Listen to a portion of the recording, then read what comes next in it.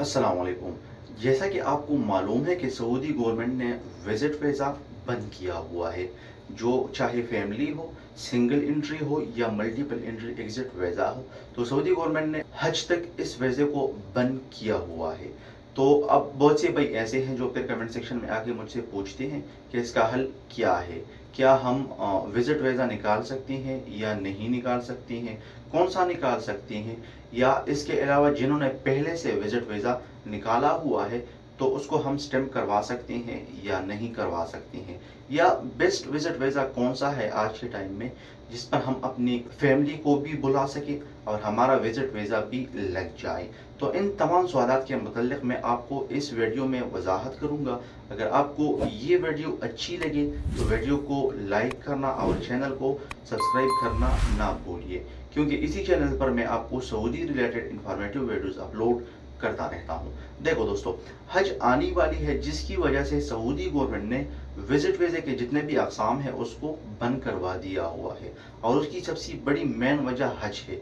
क्योंकि जब आप अपनी फैमिली को, या बहुत से लोग ऐसे हैं जो विजिट वीज़ा के बहाने आते हैं और फिर यहाँ पर इलीगली हज करवाते हैं, तो उसी वजह से गवर्नमेंट ने विजिट वीज़े की जितने भी अक़साम है उसको बंद करवा दिया हुआ है।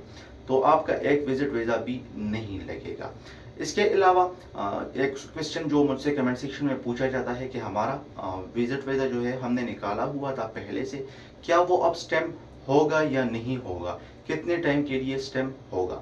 तो देखो दोस्तों, अगर आपने विजिट वीज़ा निकाला हुआ है, चाहे वो मल्टीपल एंट्री हो या सिंगल एंट्री हो, और वो आप स्टैम्प करवाना चाहते हैं, तो करंटली वो तो स्टैम्प नहीं होगा। अगर बसूरत दीगर वो स्टैम्प भी हो गया हो या हो जाता है, तो जितने दिन फिर हज के लिए रहते हैं, तो उससे पहले पहले आपको सऊदी अरब से निकलना होगा। उसी टाइम तक आपका विजिट वीज़ा स्टैम्प होगा, यानी ज़्यादा टाइम के लिए स्टैम्प नहीं होगा। क्योंकि पिछली तरह जब आप विजिट वीज़ा निकालते थे और वो मल्टीपल एंट्री एग्जिट होता था या सिंगल एंट्री एग्जिट होता था, तो उसको आप एक्सटेंड करवाते थे, उस पर आप बहुत ज़्यादा टाइम गुजारते थे। पहले तो आपका वीज़ा स्टैम्प नहीं होगा। बसूरत दीगर अगर आपका वीज़ा स्टैम्प भी हो गया है या हो जाता है, तो सिर्फ और सिर्फ जितने दिन हज तक रहते हैं उस टाइम के लिए आपका वीज़ा स्टैम्प हो जाएगा। उसके बाद आपको एग्जिट करना होता है। तो आप पढ़ते हैं कि आपके लिए सबसे बेस्ट ऑप्शन कौन सा है, इस टाइम में आपको कौन सा विजिट वीज़ा निकालना चाहिए। तो मैं अगर आपको बता दूं कि इस वक्त सबसे बेस्ट ऑप्शन कौन सा है, तो वो है उम्रा वीज़ा।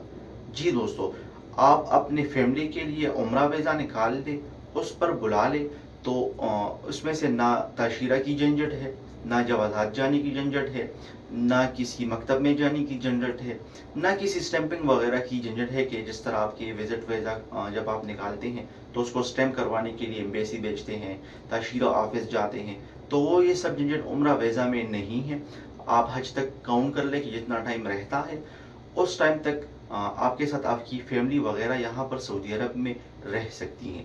तो आप अगर ज़रूर अपने फैमिली को बुलवाना चाहते हैं, तो single entry multiple entry visa के बजाय आप उम्रा वीज़ा निकाल दें।